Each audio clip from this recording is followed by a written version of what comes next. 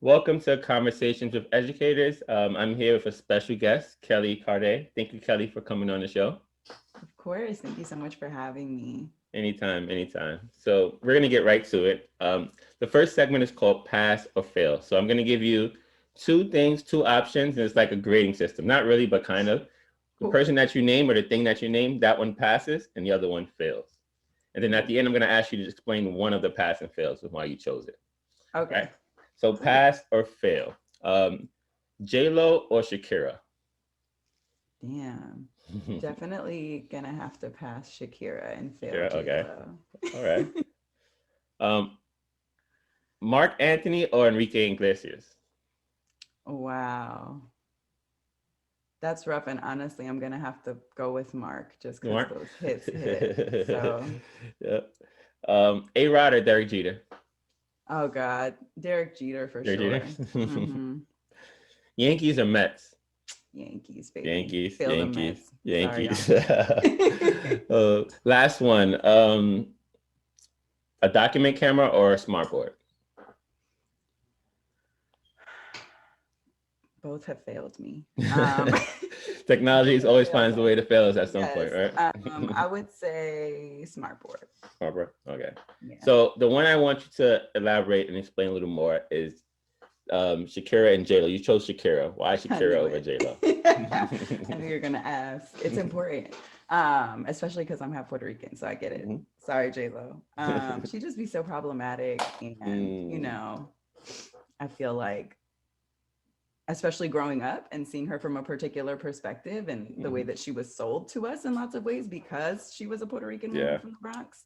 And then kind of growing up and starting to understand the industry and starting to understand her position within the industry, her privilege within the Mm, industry, and then the decisions that she's chosen to make despite those mm, things. It's hard for me to like stand. mm. So it's hard because she's talented. She Yeah. can, well, I should say she can dance. I don't really think she can sing either.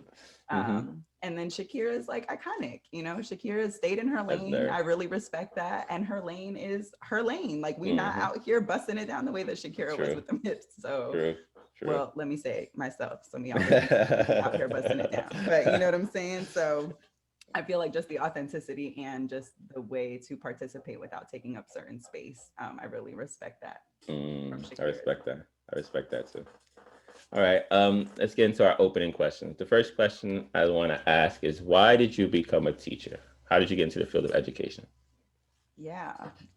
So while I was in undergrad at Columbia, I was just like participating in lots of programs, either through like tutoring programs that would happen over the weekends or working for summer programs around the city that were affiliated with New York City Public Schools specifically. Mm, I was just getting a lot of experience and babysitting, I should say, and just recognizing I like working with kids. mm, And I was like, of course, primarily finding ways to make money because that was real life for me yeah. at that time. I mean, that is real life when you have to Mm-hmm. just figure it out. Um, but I also recognized that I was obviously being drawn to positions where I was a caregiver or I was in some way, shape, or form helping children develop and better understand themselves. I've mostly worked with middle school students. And so a lot of people kind of fear those years, and I get why, because they are tumultuous on so many levels. But I love it. I love the ability to dish it back because they really want the banter and it's a part of their development and their Mm, culture in lots of ways. And I, yeah. I love it. It's a part of my culture and my development Mm-hmm. too. And you learn so much when you're taken back to the years that you probably questioned so much of Mm, yourself, right? mm, And so I just feel like my inner child and my relationship with my inner child has consistently and was consistently developing. And whether I knew it then or not, now reflecting on it, I think a reason why I was like, let me just do this full time and deep dive mm-hmm. into it was because I was like figuring myself out. I Mm, was a public school teacher when I was 23. mm-hmm. And what I was figuring out then is not what I'm figuring out now. Yeah. Thankfully. Mm-hmm. But I also recognized that I was finding a lot of myself by working in spaces where I was working not only with kids, but with parents, with communities that mattered to me. Mm, So I think ultimately teaching put all those pieces together. I was like, okay. I want to try it. I feel like I'll be good at it. I've already worked with kids so much. I like supporting parents. I kind of understand some of the challenges already because of my own upbringing and experience in the system. And why not? You know, not everyone wants to do it. There are slots and pathways everywhere. And at that Yeah. point, it was, you know, that was like when a lot of the New York City boom was happening with like every teaching certification program you Mm-hmm. can think of. So I was like, all right, I'm Mm-hmm. going to do it. And I'm very grateful that I took, you know, I made that commitment. But it was also like one of the most challenging experiences of my Mm-hmm. life. So Mm-hmm. I'll stop there because I know you have other questions, but that was I mean, kind of my trajectory. And I guess it was linear in some ways, but I never thought that I would be graduating to go into teaching. mm, I love that. I love that. One thing that I noticed when I ask people that question is a lot of times they've either worked in some kind of like youth camp or worked with kids early on, or like you said, daycare Right. to take care of their younger sibling, and they saw how much they love being around kids and nurturing kids and caring for kids, or they just had some teacher that was so impactful to their life, and that just motivated them to want Mm-hmm. to become that person for someone else, another youth growing up.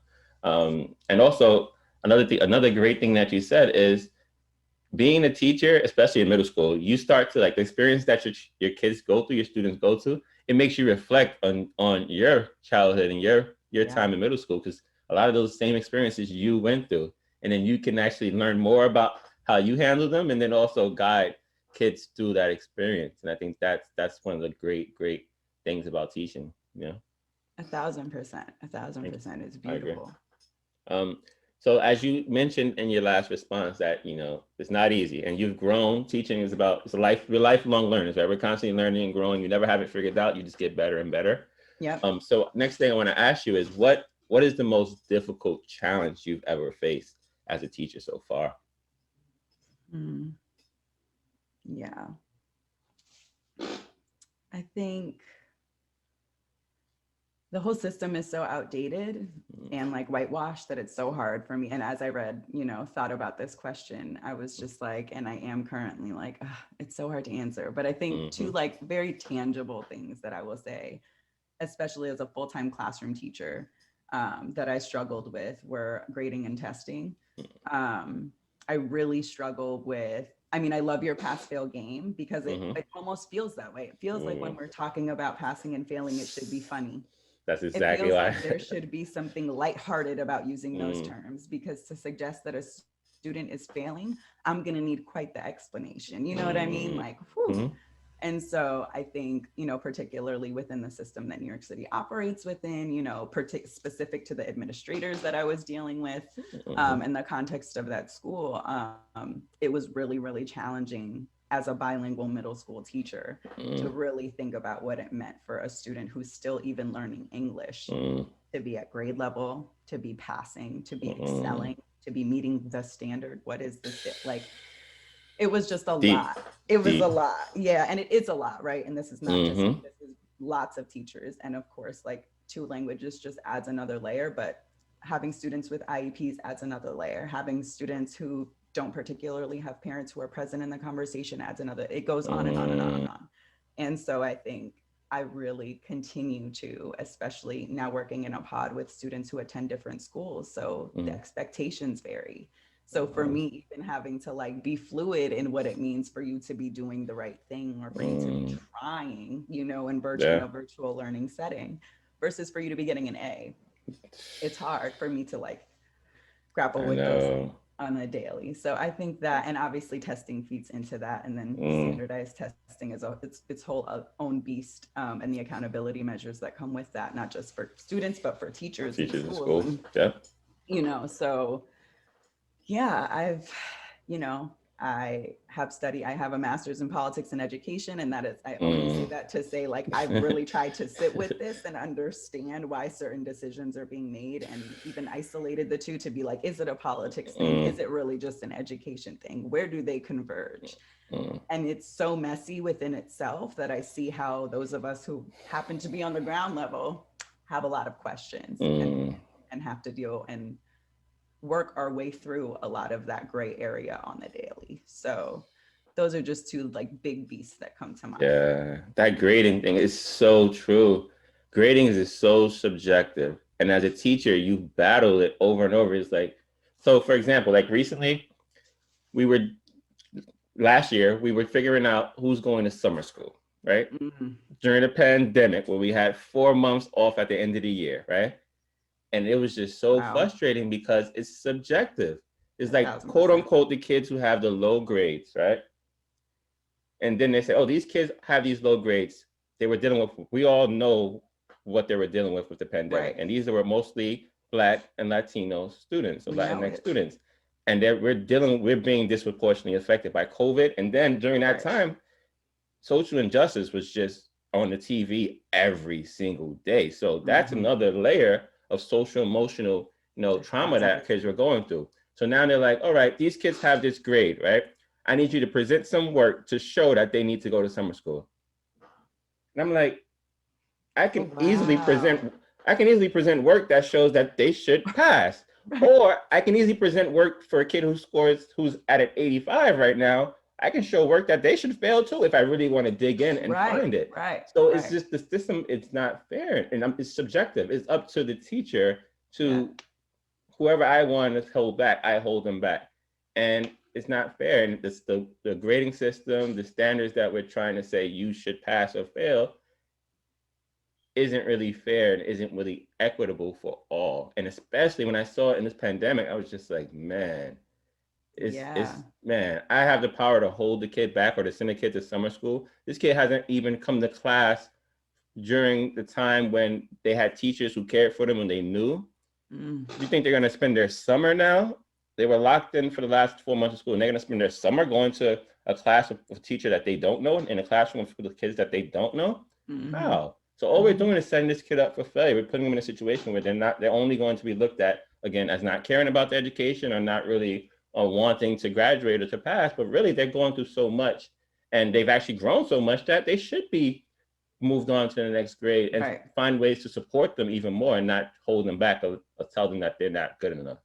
So I Right. think that, as you said, grading, especially I see it now during the pandemic. Even now, what we're going through now with remote learning, blended learning, Yeah. etc. Yeah. It's just so subjective and it changes from school to school and expectations are different and it's not really equitable for our Black and brown students, honestly.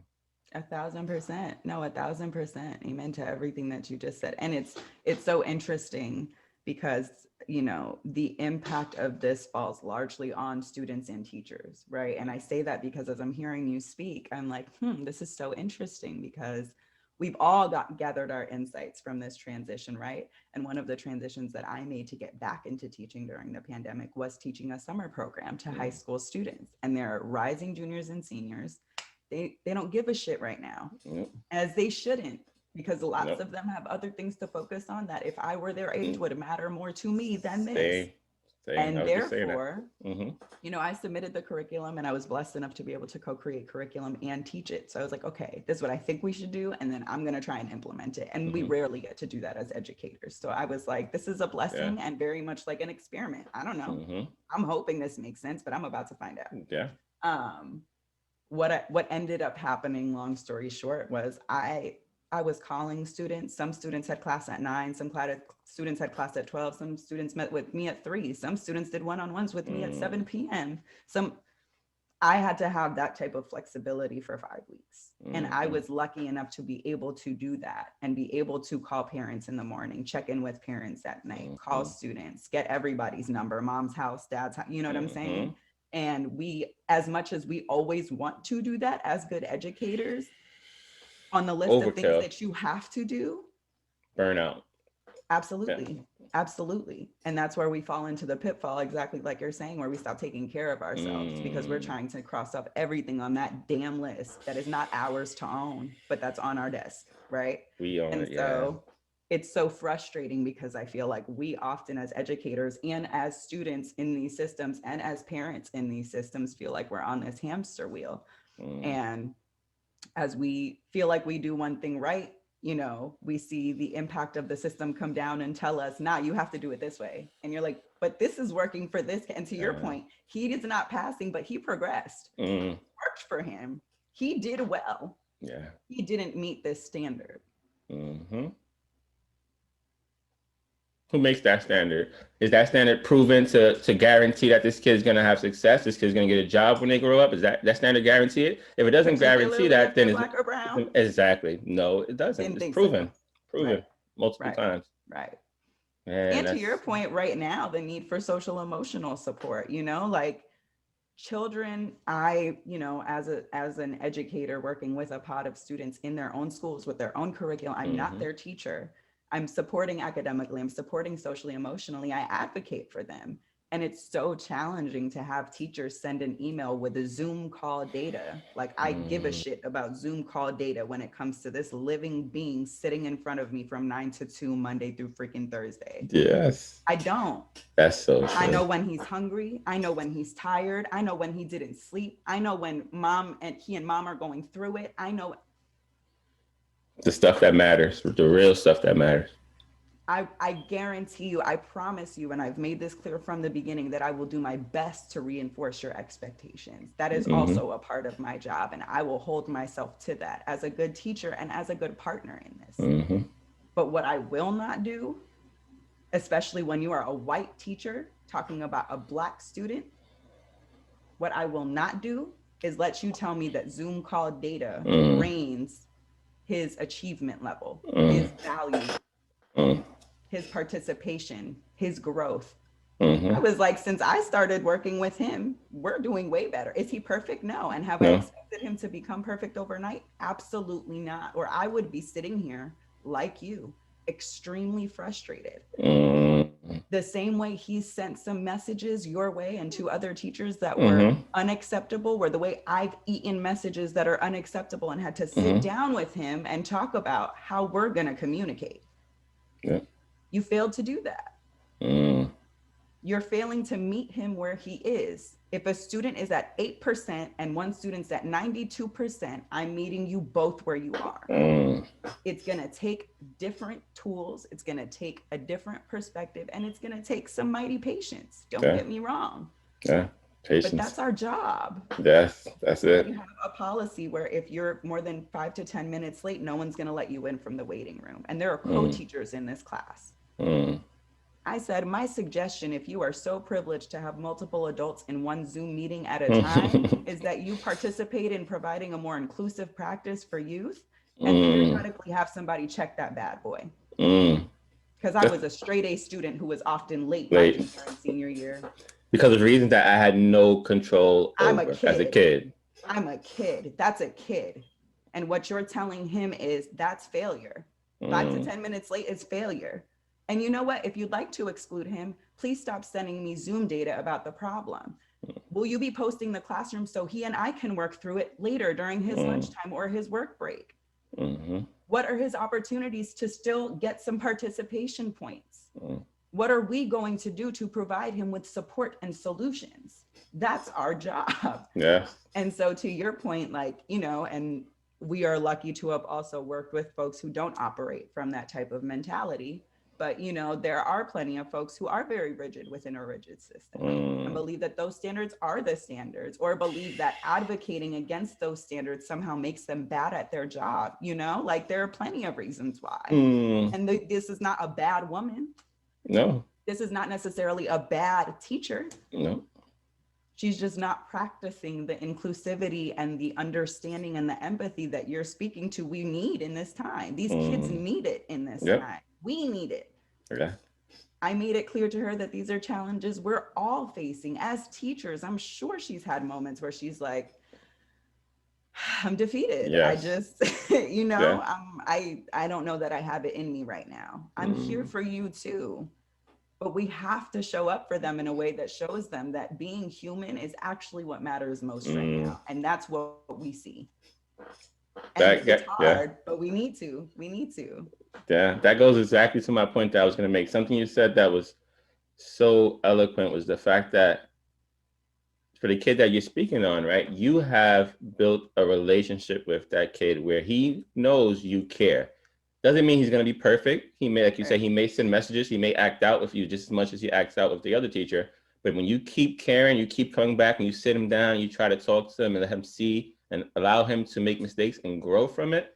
At some point, he's going to say, man, this teacher cares. This person cares a lot. and I know she cares because she never gives up on me. And then that's when you can break through, and that kid can take off.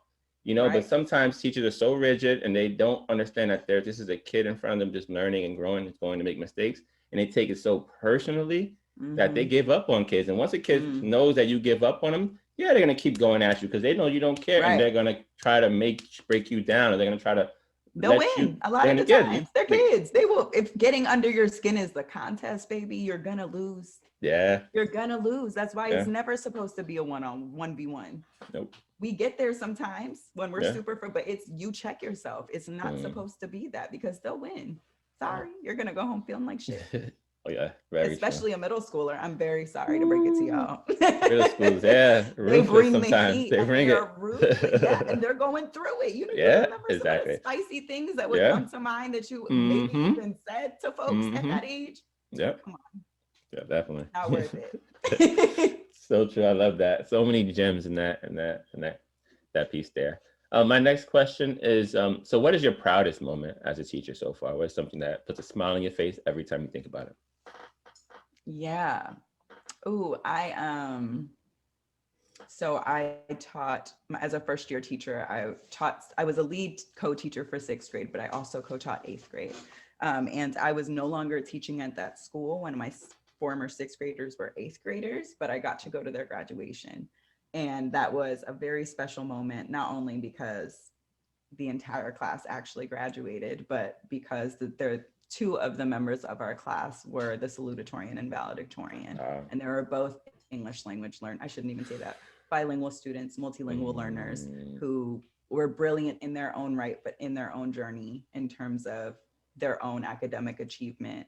And it just made me so happy to see how happy their classmates were for them, because I mm-hmm, think one of the proudest things about my entire experience with them and their families was the sense of community that we built. It was mm, really something special that I don't think, while I've had incredible experiences throughout my journey, like nothing has quite felt like home the way that that mm. time did. So it was just a blessing to be able to share that milestone with them and know that they wanted to share it with me, right? Like it was really, really heartwarming.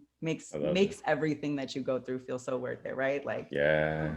Yeah. I feel like as teachers, when we have those moments, our entire career existence is trying to get to that moment again, right? Relive those moments because mhm. those are the things that keep us going through the rough times that we have to deal with as educators. You know? 1,000%, 1,000%. It's like little lights at the end of the tunnels, and you're like, I know I got to go back for a little bit and do some more work and do some more digging, but like, they uplift you, they uplift us, They uplift and us. knowing that they really did value their time with us and the energy we put in. It's like, damn, you don't Yeah. have to continue putting in energy once you leave this classroom. You know what I'm saying? You're Yeah. doing that by choice, because Yeah. we need a human connection that matters. And that's why that Mm-hmm. matters, back to our point, much more than anything any data ever could. You know what I mean? Yeah. It Yeah. just is. Yeah. As a kid, so me and my friend, we used to go back to visit like our fifth grade teacher and our third grade teacher, like when we were like in high school and middle school. And just because we loved our experience in that class. And then when I got Right. that as a teacher, when I started to see kids come back and visit, or Mm, kids share stories about what they remember from your class, or parents tell right. you made such an impact on my child, they still Yep. talk about you to this day. Those are the moments when you see like it worked. I may Yep. not have noticed it in the moment. The kid may have been difficult. I didn't know if they were actually getting it or seeing the purpose or the reasoning behind what I was doing. But when you get those moments, it's like, man, okay, I can keep pushing through because I know it may not hit Hmm. now, but 3 years, 4 years, 5 years Exactly. down the line, it may hit, Yep. and then it may have that impact, and you know, it may change a kid's life. Honestly. Seriously. Seriously. It changed my life. Shoot. Hmm. Yeah, I feel like we all can So, look back to certain teachers and certain experiences we had where it really made an impact on us, and we really cherish it to this day. Especially as adults, we can look back and be like, man, I remember that teacher. That teacher was special. That person was yeah, special. for sure. For Yeah. sure. My Okay. fourth grade teacher was that for sure. His name Yeah. was Mr. Tierno. That was like my guy. Cool. But as a teacher, he taught me so much about teaching. Again, I Mm. didn't know it then because I was learning from him, but I was also learning how to teach. And as I stepped Mm. into teaching, I definitely thought about his way with his pedagogy and Mm. his way to take the standard and mold it into his class, and it was his class. It was just Yeah. different. Them teachers that, like you said, that space becomes a space you cherish Mm. because they make it feel Mm-hmm. like you're in you're in there, you're in space, you're in It's a different different. place, you left the building, you know what I'm saying? And Different. it's Different. dope. Different Yeah, it's energy. different. And Mm-hmm. For sure. just his way of grading, his way of thinking about progress and achievement, he let everyone go at their own pace. And it was Mm. always about growth. It was always about growth. Mm. It was never about shame. And I will never forget, he told us that he would try to provide us with anything and everything that he could in this space, but he could never, ever give us ganas.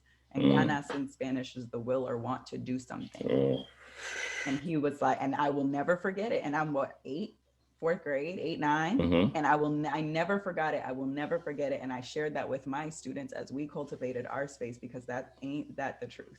I will buy you lunch every day. Mm. I will make every phone call. I Mm. will buy every folder, notebook, whatever needs to be gotten. I got you.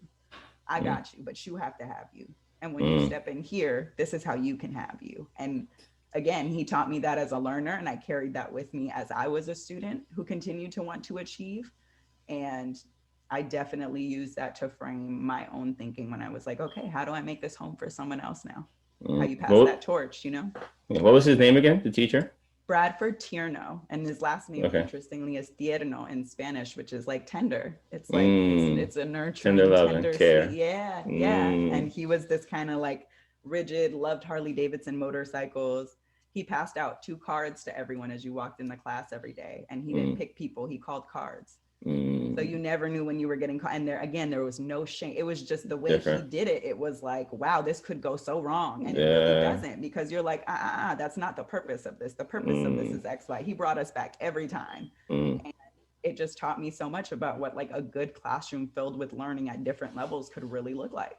Mm. Shout out to Mr. Chiendo if you're out there. You need it. You Facts. deserve it. Thank Facts. you.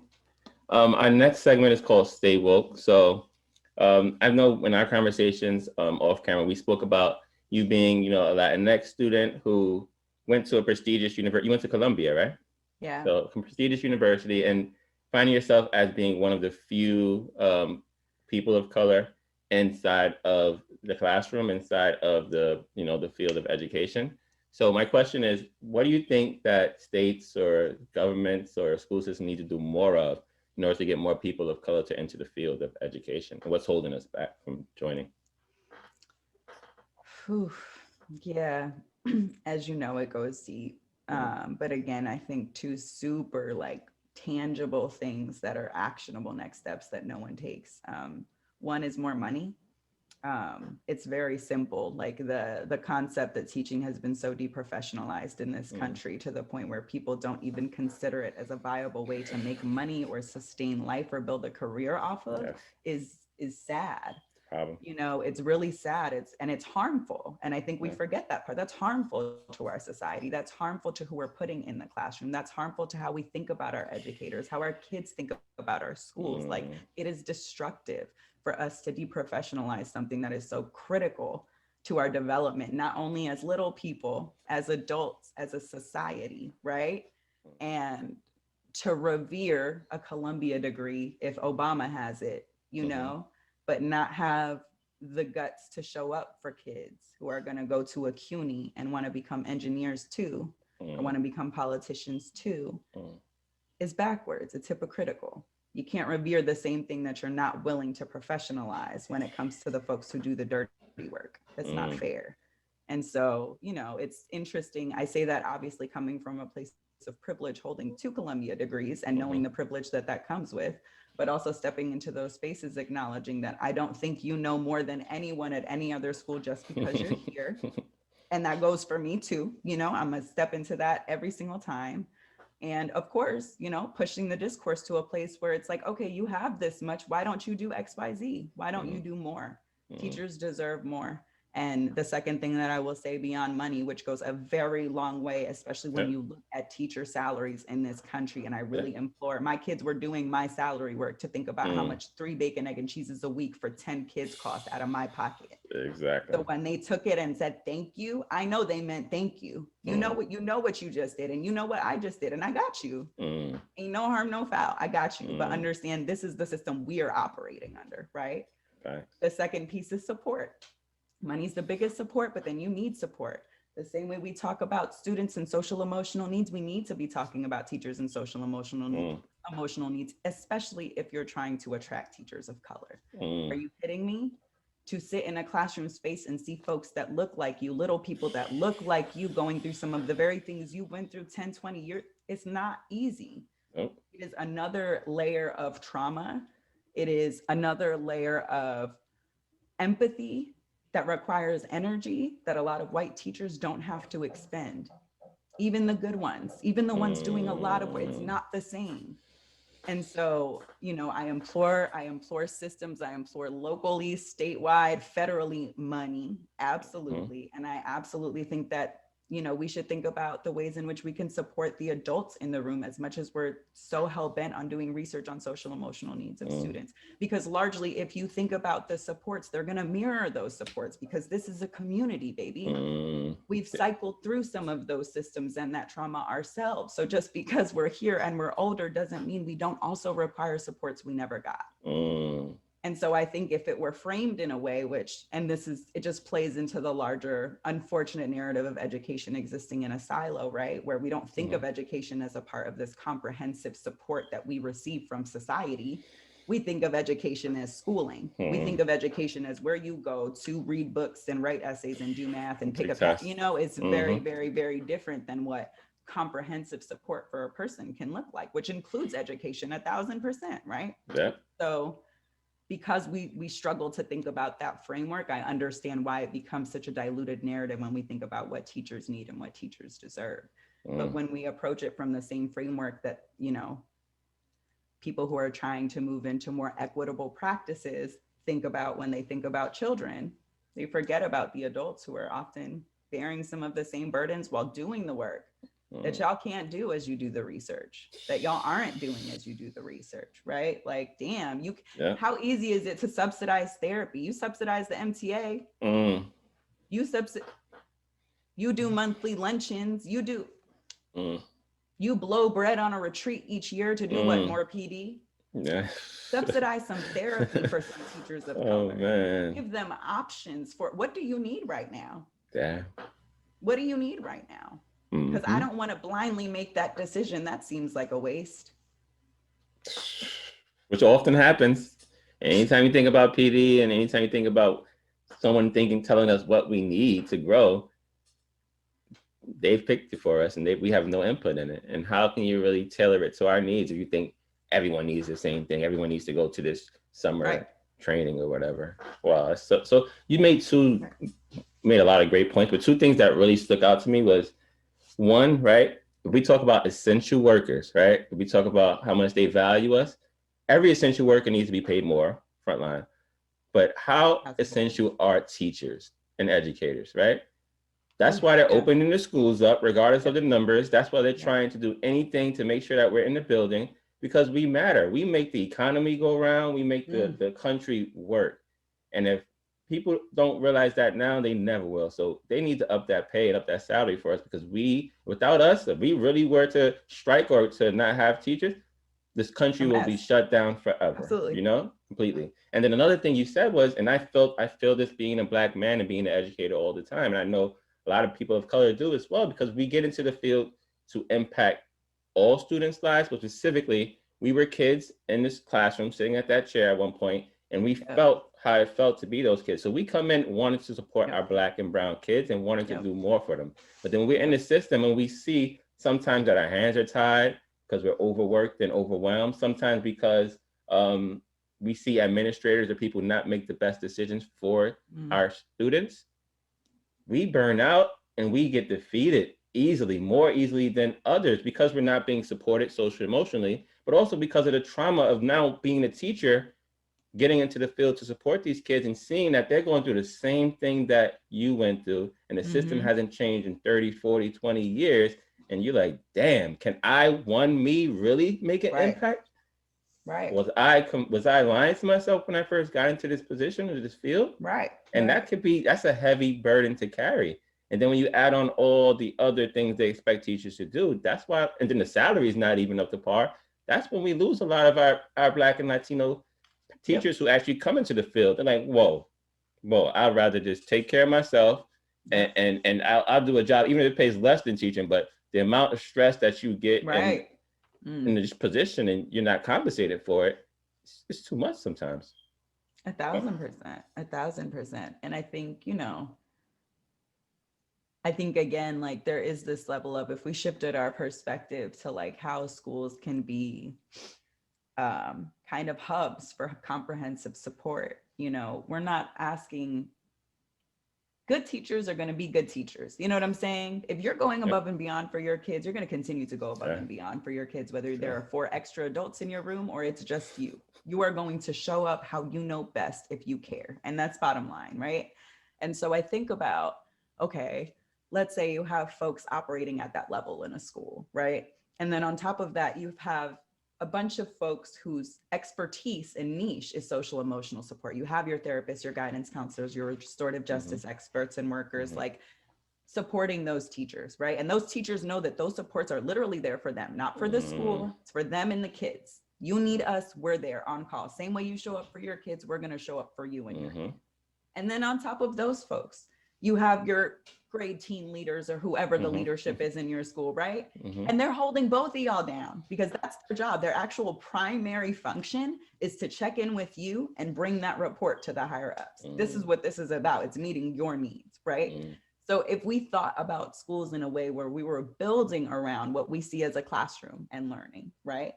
And putting these kind of scaffolds, right? Reinforcements around it to say, teachers, you do not have to feel like you're doing it alone. Because that's the thing. You go home drained because you felt all day like it's on you. And if the things don't, if the lesson plan ain't done, if the copies aren't printed, if the smartboard isn't working, it's on you. And that's exhausting. Yeah. So what if throughout the day, you just got to feel a little bit like it's not just on you? I just think about that experience alone and that shift alone. And I think about how powerful it could be for folks to even interview at a school and see how teachers are treated and be like, damn, I want to be a part of that.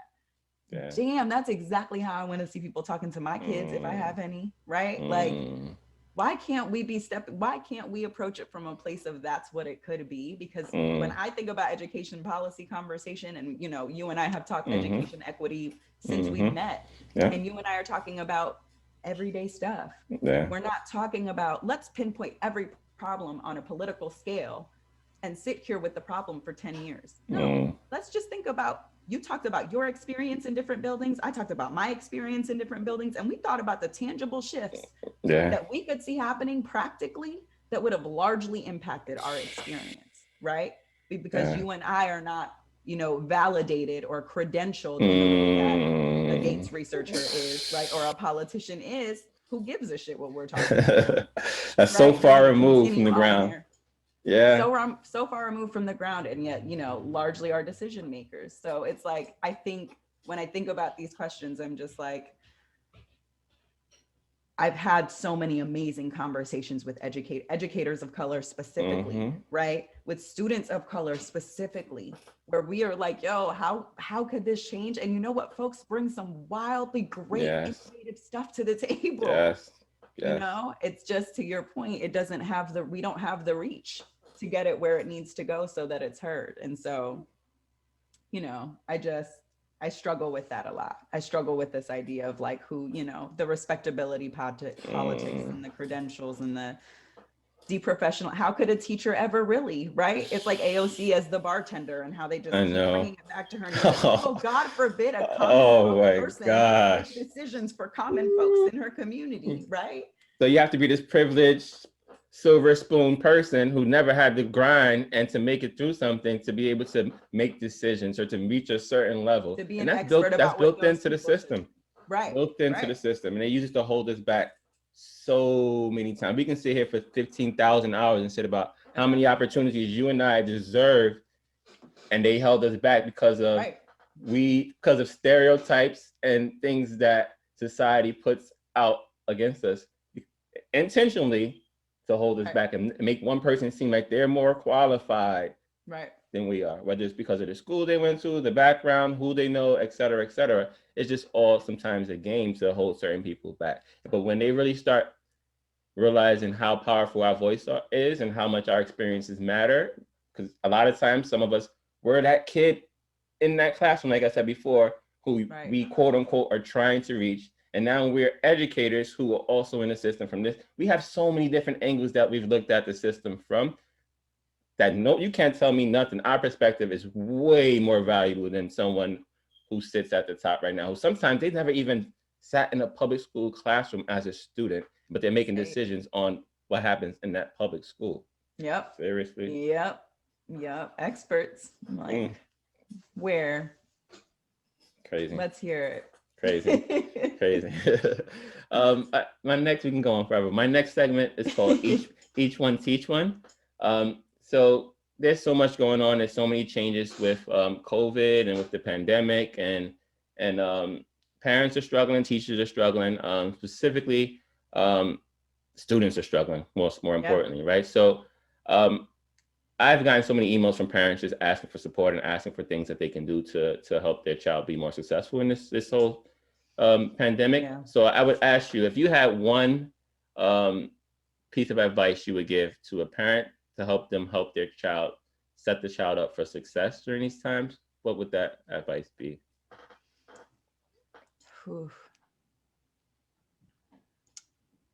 I wish I had an easy answer. No easy answers. Not one answer, but That's true. that's And the there is no segment. easy answer. This stuff is rough. I guess that's exactly where I would start Mm-hmm. is no one's doing this 100% right. Mm-hmm. So cut yourself and your child some slack where you can. Mm-hmm. We need to operate with a little bit of grace right now, like I said at the start of this call. And it's really important that parents also extend that to themselves, particularly parents of color and single parents of color. Like, this is hard. What you are doing and how you are showing up for yourself and your child every day or children is hard Yes. work on top Yes. of got you survival, everything else on the Mm-hmm. list, right? It's hard. So like we do need to remind ourselves that like our humanity does matter first. Cut your kids some slack and cut yourself some slack. That does not mean that expectations need to hit the floor. Mm-hmm. And I think we like don't realize that those can exist mutually, right? Like we can show ourselves and these kids some grace while still learning. That's I learn every day with these kids learn every day from me, and we days look different. That's all I can say. Mm-hmm. But what I will say has really been a big support, at least for the parents I work with, who are not from low income backgrounds. So that is definitely a distinguishing factor in parents that I generally work with. But I think across the board, one thing that has worked both in my experience with those parents and with my current parents, it's really about creating a conversation. And that doesn't mean that your expectation for how often parents are going to participate is the same expectation you're going to hold for yourself and other teachers or other staff members. It's just making room for the conversation, extending the line, and asking parents to set their boundaries. Kids right now, if they're working from home, this is important to me, at least as an educator. Like as soon as you turn on your screen, I'm in your space. You know what I'm saying? So to me, and as we started this call, you can set the framework for your podcast. And in a way that's setting a type of boundary for like what this space is meant to be, because we're sharing it right now. Yes. And so I think a large part of the work right now is for teachers to make the space for that and tell parents it's okay for you to have boundaries and set those for yourself and your kid right now. Let me know.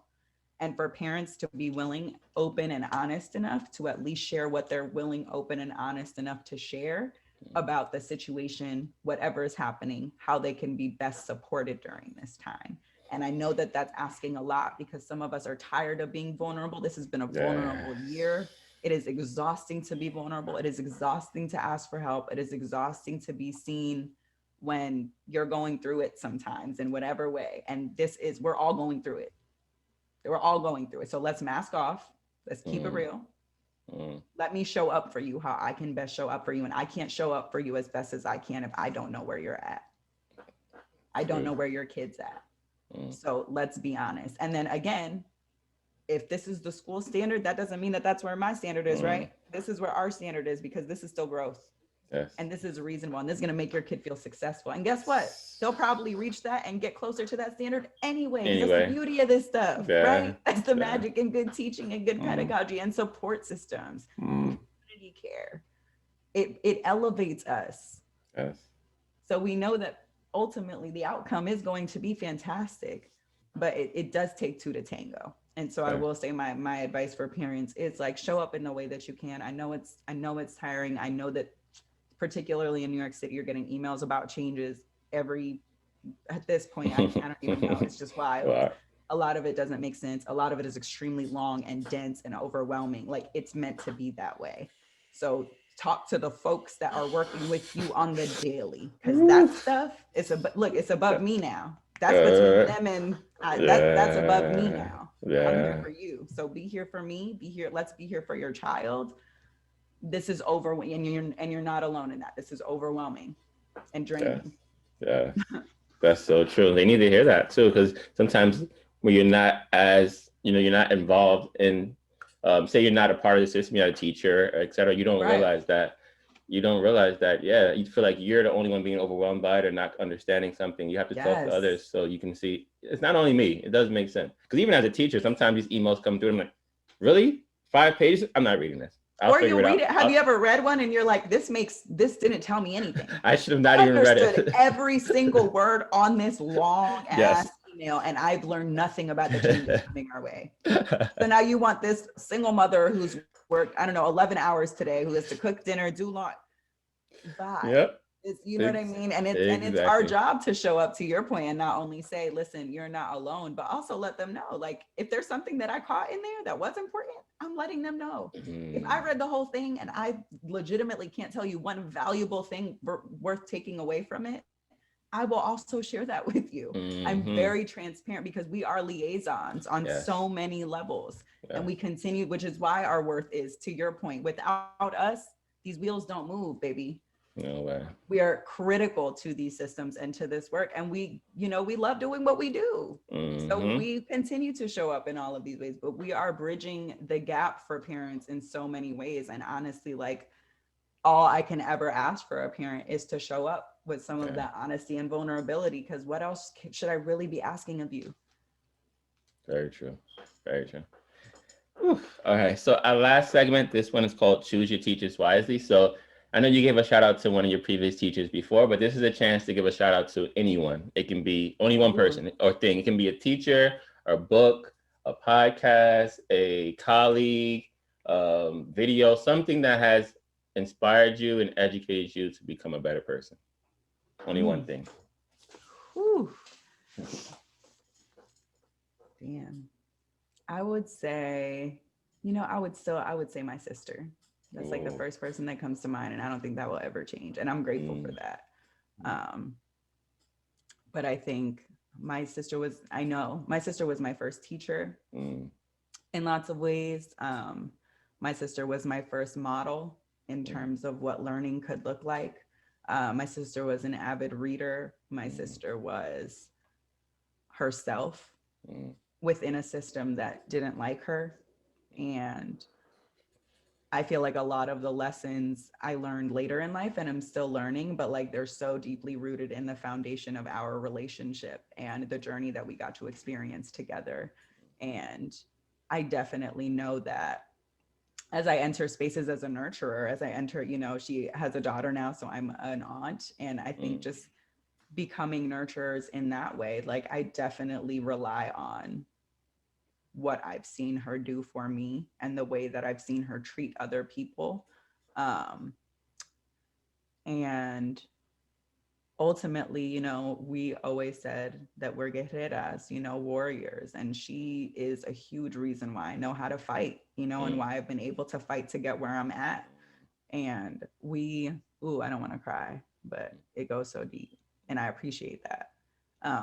But back to your point about like these important teachers, but just people in our lives, you know what I mean? Like these people are so critical. They're going to carry with you through so many ups and downs and so many plights of life. And like, it is really transformative when it comes from a place of like, you were learning with these folks. We all have great teachers and they're not just people in schools, Yes. but definitely in terms of being an outspoken, radical woman of color, absolutely learn that and watch that. I watched someone walk the walk while they talk the talk at a very young age. And I'm very grateful for that because I didn't know how to do that then. And I learned how to do that by holding on to a lot of what I saw from her. So shout out to Camille, the GOAT. We love her. Yes. Oh my God, it was so great. Almost made me cry. I'm sorry. No, that was deep. Thank you, Kelly. I want to thank you so much for coming on the show. You were honestly, when I first wanted, I created this show for many reasons. One of the reasons why I want to create it because I sit and watch so many different podcasts or YouTube shows where we have athletes and we have rappers and we have singers and we have so many Mm, people share their stories and share their experiences. And I just feel like that as educators, like we talked about in this show, we're so valuable to the country, to the mm, world, right? And it's mm-hmm. time that we get our roses and we get the respect and dignity that we deserve.